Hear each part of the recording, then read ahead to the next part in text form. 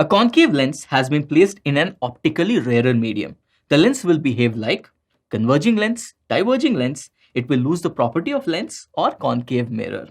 Okay, now the key concept involved here is the generalized lens maker's formula. Okay, so there is a lens whose refractive index is mu lens and it is kept in a medium whose refractive index is mu medium. Now note that on both sides the medium is the same. Okay, if that is the case, then we can use this formula, and which is 1 upon f is equal to mu of lens upon mu of medium minus 1 into 1 upon r1 minus 1 upon r2. Now this mu medium could be anything. It could be air, it could be a liquid, it could be any medium. Okay, now generally what happens is that in a special case we use the lens maker's formula in air or vacuum. In that case, mu medium becomes 1. So you remember this formula, mu minus 1 into 1 by r1 minus 1 by r2. Okay, but the generalized one is mu lens upon mu medium minus 1 into 1 upon r1 minus 1 upon r2. So here we can use this formula to calculate whatever be the medium surrounding the lens. Okay, so let's keep that in mind and start solving this question. Now the lens is kept in an optically rarer medium, which means that mu2 is going to be greater than mu1. Is that correct? Okay, now this is the lens maker's formula. What do we have? Now we have mu2 upon mu1. This quantity is going to be greater than 1 because mu2 is greater than mu1. Minus 1 is going to give me a positive quantity. Okay, so this is a positive quantity. Now what about 1 by r1 minus 1 by r2? To figure that out, we have to again use a proper sign convention. Okay, this direction I am choosing as positive. So whatever is in this direction will be positive. Whatever quantity is in the opposite direction is going to be negative. Okay, now this is the first surface. Okay, where is the center of curvature? The center of curvature is going to be somewhere over here. So the radius is in the opposite direction. Okay, so I'm going to substitute for r1, and what I'm going to substitute is minus mod of r1. So mod of r1 is the magnitude of the radius and negative sign because of the sign convention. Perfect. Minus 1 upon r2.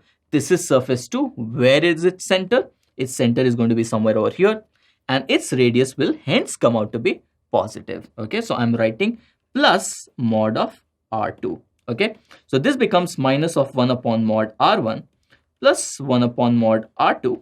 Okay, so this whole quantity is going to become what? It is going to become negative. Is that correct? So the focal length will be positive into negative, which is negative. So the focal length has come out to be a negative number. Hence, it is going to act as a diverging lens. Okay, so what are the options? So option B is going to be my correct option. The focal length of a lens depends on the medium constituting lens only, medium constituting the surroundings only, medium constituting the lens as well as surroundings, or wavelength of the incident light. Okay, so we have to tell which of these options would be correct. Okay, very simple problem. What is the lens maker's formula? 1 upon f, the focal length, is equal to mu of lens upon mu of medium minus 1 into 1 by r1 minus 1 upon r2. Okay, now it is certainly going to depend on the refractive index of the lens, and it is also going to depend on the refractive index of the medium. Okay, so both the material of the lens as well as the surrounding will decide what is going to be the focal length. Okay, moreover, what does the refractive index depend upon? Okay, does it have any relationship with the wavelength? Yes, it does have. So we know that mu2 by mu1 is going to be equal to lambda 1 upon lambda 2, and this is equal to velocity 1 upon velocity 2. We know this relationship very well. Hence, the refractive index is dependent on the wavelength of light being used as well. Okay, now this becomes very clear that it is going to become dependent on the lens as well as the surrounding, and it is also going to be dependent on the wavelength of the incident light. Hence, option C and D both is going to be my correct option. At what distance from O, the image of the converging beam after refraction through the curved surface will be formed? Okay, so the converging beam is converging at this point P, which is at a distance 30 centimeter from O. Now, this medium over here is 1. It has a refractive index 1. And this medium over here has a refractive index 3 by 2. And the radius of this surface is given to us as 20 centimeter. We have to find out where is the location of the image formed after refraction. Okay, So obviously this is refraction through a curved surface, and if that is happening, we have to use the formula for this. And what is that?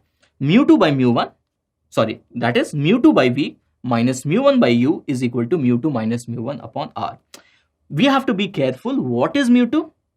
It is the medium in which the refracted ray is there. What is mu1? It is the medium in which the incident ray is there. Okay, and rest of the things are very clear. V is the image distance, U is the object distance, and R is the radius of curvature of the boundary. All right, so let's try to use this formula. First things first, what do we have to figure out? The sign convention. Okay, so generally what we do is the direction of incident light, we take it as positive. Perfect. Now this is the surface, this is the boundary. Okay, so all our distances are going to be measured from here. Okay, so there we have mu2 by v minus mu1 by u is equal to mu2 minus mu1 by r. We need to substitute it over here. What is mu2? This is the medium in which the refracted ray is there. Okay, which means mu2 is going to become 1 divided by v. Okay, which is what we need to find out. Minus mu1. What is mu1? This is mu1 because this is the medium in which the incident ray is there. So this becomes 3 by 2. And this I have to divide it by u. Okay, what is the object distance? The object distance is going to be 30 centimeter. But in what direction? In the positive direction. Is that correct? So this is going to act as a virtual object. Okay, so this I'm going to substitute as plus 30 centimeter because it is in the same direction as we have chosen as positive. Perfect. Now this is equal to mu2. What is mu2? 1. What is mu1? mu1 is 3 by 2 divided by r. Okay, now its center is going to be somewhere over here. So this radius is again in the positive direction. So we will have to substitute what? We'll have to substitute plus 20. Done. Okay, so we have made the substitution. Now all we have to do is do the calculation, which is very simple. So this becomes 1 upon v minus 1 upon 20 is equal to minus 1 upon 40.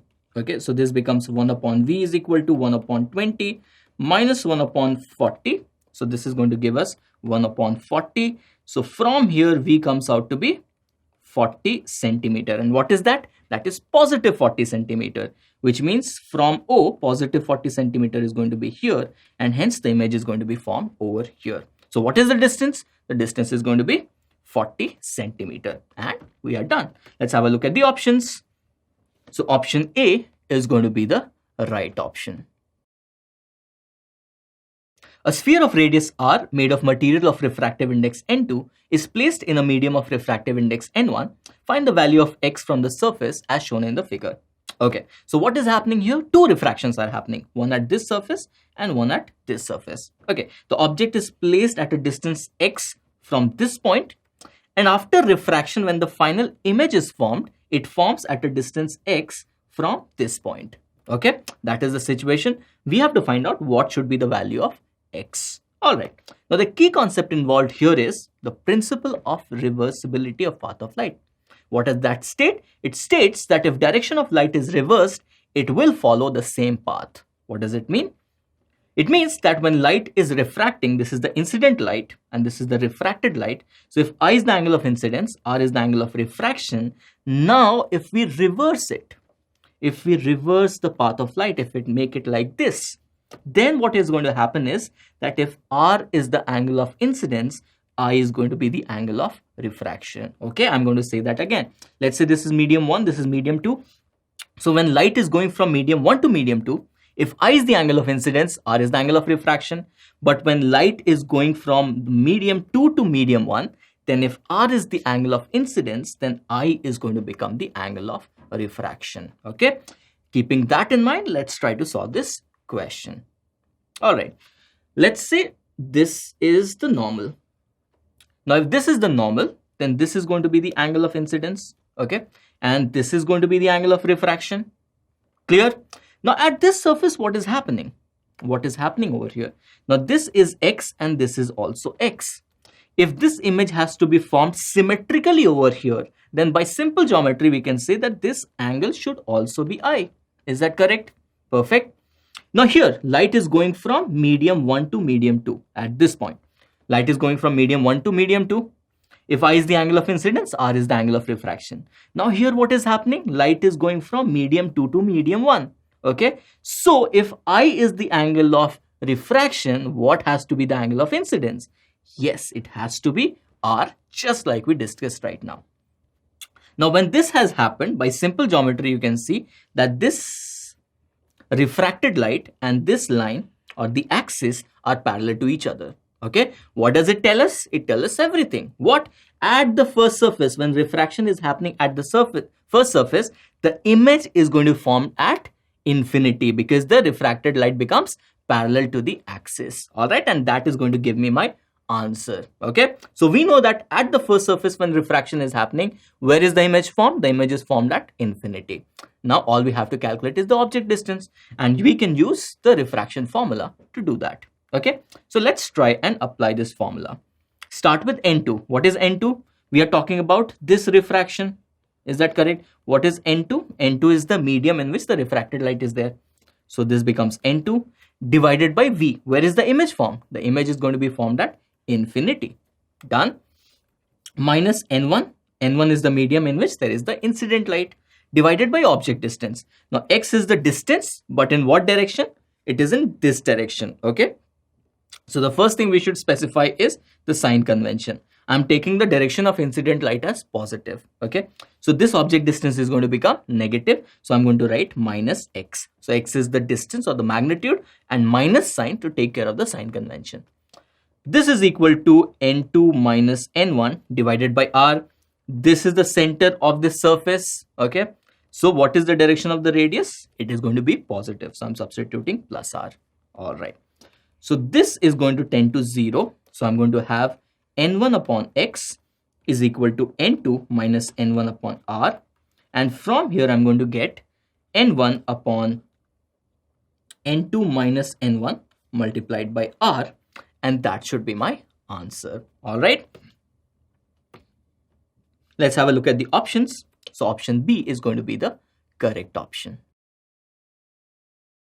The focal lengths of a lens are in the ratio 8:3 when it is immersed in two different liquids of refractive indices 1.6 and 1.2 respectively. The refractive index of the material of the lens is. Okay. So again, the key concept here is the generalized lens maker's formula. So the focal length is going to be 1 upon f is equal to mu lens upon mu medium minus 1 into 1 by r1 minus 1 by r2. And the thing to keep in mind is the medium on both sides has to be the same. Okay, so all we need to do is apply this lens maker's formula and find our answer. Okay, so initially when it is kept in a medium of refractive index 1.6, then what can we write? We can write that the focal length 1 upon f is going to be mu of lens. So mu L is the mu of lens. What is mu of medium? 1.6 minus 1 into 1 upon r1 minus 1 upon r2. Is that correct?